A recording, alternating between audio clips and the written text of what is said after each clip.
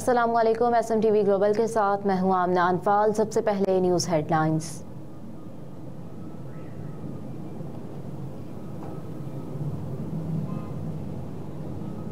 सरबराह PTM मंजूर पश्तीन की 2 मुकदमात में जमानत मंजूर। अदालत की जानिब से मंजूर पश्तीन की 2 मुकदमात में दरख्वास्त जमानत मंजूर कर ली गई। इस्लामाबाद की इंसदाद दहशतगर्दी की अदालत ने मंजूर पश्तीन की 30 हज़ार रुपए के मचलकों के एवज जमानतें मंजूर की हैं। पश्तून तहफ़्फ़ुज़ मूवमेंट के सरबराह मंजूर पश्तीन को रवा माह चमन में गिरफ्तार किया गया था।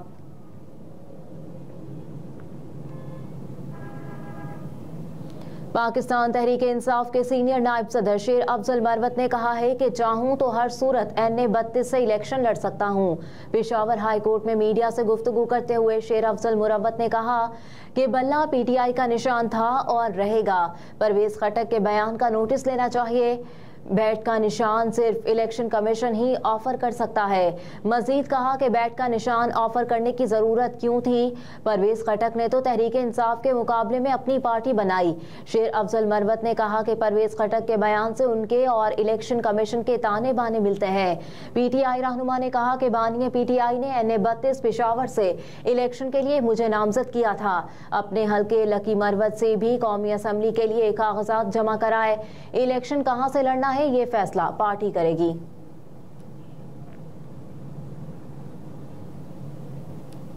तहरीक इंसाफ के रहनुमा जमशेद दस्ती की 2 दिन की हिफाजती जमानत मंजूर।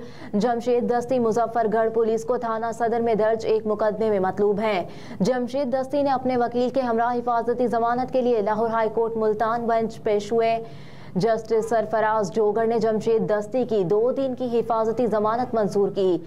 अदालती पेशी से कबल जमशेद दस्ती ने मीडिया से गुफ्तगू करते हुए कहा कि हमेशा जुल्म के खिलाफ खड़ा होने पर इंतकामी कार्रवाइयों का निशाना बना। जमानत के बाद हल्के में जाकर इलेक्शन मुहिम चलाऊंगा।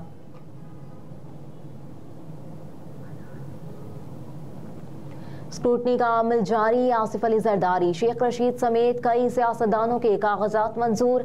इलेक्शन कमीशन ऑफ पाकिस्तान की जानिब से साबिक सदर आसिफ अली जरदारी, साबिक वज़ीर दाखिला शेख रशीद के कागजात नामजदगी मंजूर कर लिए गए।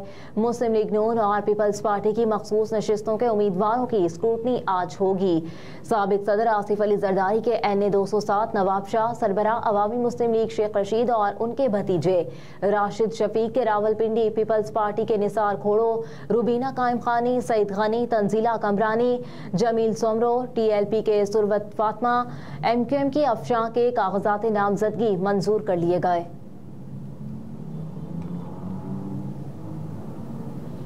सेनेट का इजलास आज तलब कर लिया गया। 12 निकाती एजेंडा जारी। इजलास की सदारत चेयरमैन सेनेट सादिक संजरानी करेंगे। इजलास का 12 निकाती एजेंडा जारी कर दिया गया, जिसके मुताबिक मोशन पिक्चर्स तरमीमी बिल और डिपॉजिट प्रोटेक्शन कॉर्पोरेशन तरमीमी बिल 2023 मुतारिफ करवाए जाएंगे। बैंकिंग कंपनीज तरमीमी bill, establishment of special court और ओवरसीज पाकिस्तानी पार्टीज बिल 2023 भी मुतारिफ करवाए जाएंगे। चिकनगुनिया वायरस से निमटने की वैक्सीन की अदम दस्तयाबी पर भी तवज्जो मबजूल करवाई जाएगी।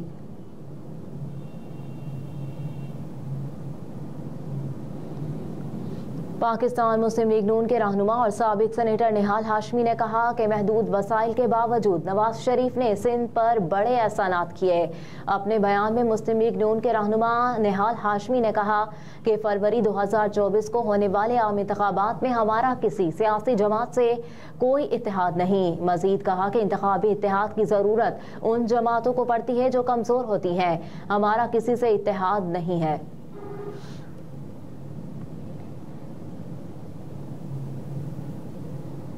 नॉन कैश एडजस्टमेंट नहीं होगी। वजारत खजाना की IMF को यकीन दहानी।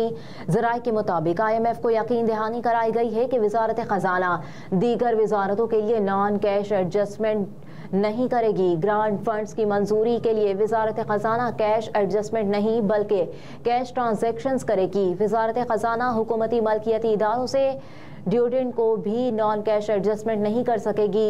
हुकूमती मलकियत इदारों के लिए ग्रांट्स या फंड्स का इजरा भी नॉन कैश एडजस्टमेंट में नहीं हो सकेगा।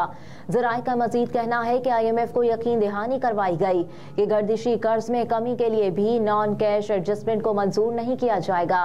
वजारत खजाना तकनीकी ग्रांट्स फंड्स के इजरा के लिए प्रिंसिपल ऑफिसर की मंजूरी के बाद ECC से मंजूरी होगी, जबकि नॉन कैश एडजस्टमेंट के बायस मुतादिद वजारतों डिविजन्स के लिए फंड्स कैश में डील किया जाएगा।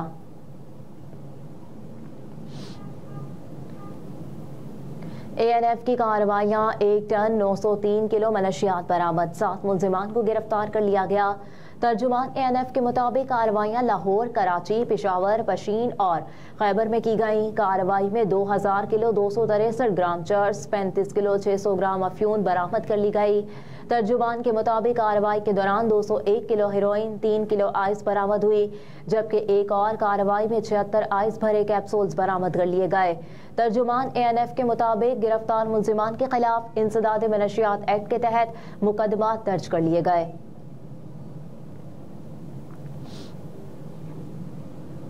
हमास का इंटरनेशनल क्रिमिनल कोर्ट से इसराइल का एहतसाब करने का मुतालबा। हमास के रहनुमा इज्जतुल शर्क ने कहा कि इसराइली फौजी शिकस्त के बाद गजा के शहरियों को दहशतज़दा कर रहा है।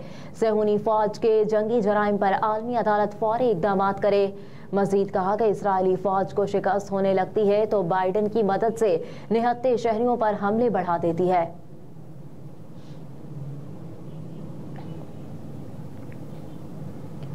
और मेलबर्न टेस्ट पहले रोज का खेल खत्म। ऑस्ट्रेलिया के 3 विकेटों के नुकसान पर 187 रन। पाकिस्तान और ऑस्ट्रेलिया के दरमियान मेलबर्न में खेले जा रहे दूसरे टेस्ट मैच में पाकिस्तान ने टॉस जीतकर फील्डिंग का फैसला किया। मैच के पहले सेशन में खाने के वक्फे तक ऑस्ट्रेलिया ने 1 विकेट पर 90 रन स्कोर किए। तहम डेविड वार्नर 38 रन बनाकर सलमान अली आगा की गेंद पर कैच आउट हो गए। दूसरे सेशन का खेल शुरू हुआ तो उस्मान ख्वाजा 42 रन बनाकर हसन अली का शिकार बने, जबकि ऑस्ट्रेलिया की तीसरी विकेट 154 रन पर गिरी और आमिर जमाल ने स्टीव स्मिथ को 26 रन पर पवेलियन भेज दिया। इस दौरान मेलबर्न में बारिश भी हुई और मैच को कुछ देर के लिए रोकना पड़ा। तहम बारिश की वजह से पहले रोज 66 ओवर्स का खेल हुआ। पाकिस्तान की जानिब से सलमान अली आगा, हसन अली और आमिर जमाल ने एक विकेट हासिल की। हेडलाइंस आप जान चुके। न्यूज स्टूडियो से फिल वक्त इतना ही। आप देखते रहिए SMTV ग्लोबल।